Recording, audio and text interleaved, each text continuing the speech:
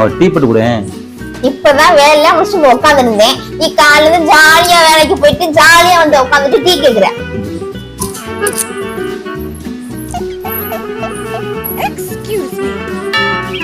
என்ன அது வீட்டு ஒரு டீ தானே கேட்டேன். என்ன அது ஒரு டீ கேட்டது குத்தமா? அட பாவிகளா.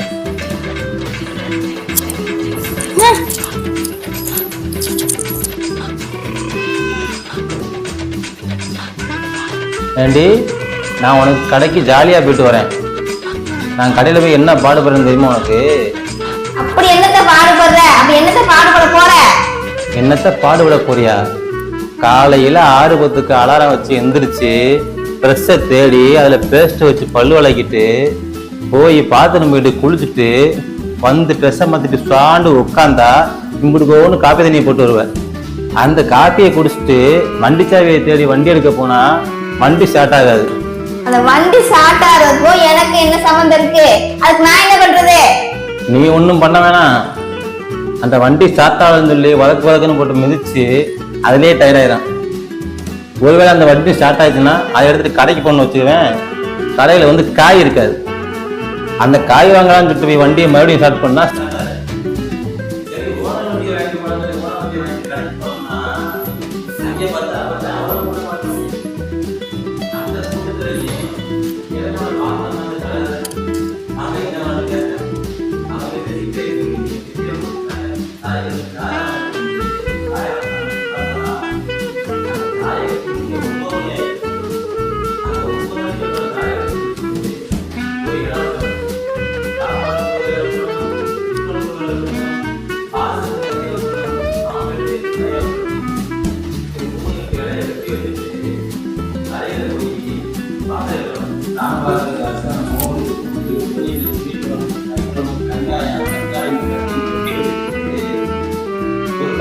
சாப்பாடையும் கட்டி வச்சுட்டு சாப்பிடலான்னு இலைய போட்டு உட்காந்தா அந்த ஒரு 10 கஸ்டமர் வருவாங்க.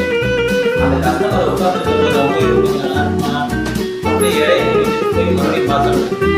அந்த கஸ்டமர் சாப்பிட்டு போயிடுவாங்க. அவங்க போன பின்னால சாப்பிடலாம்னா நம்ம சாப்பிட முடியாது. அந்த பிஸியில பசிப்பான போயிடுது. அப்படியே அந்த காசை பண்ணி பார்த்தா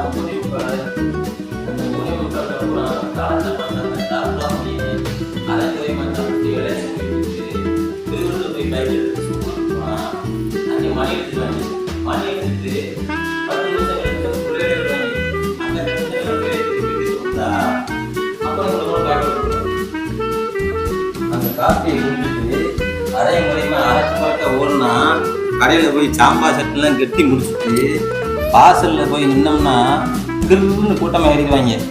நம்மளுக்கு அந்த பசிக்கும் அதுக்கும் டென்ஷன் தலைக்கு ஏறிடும்.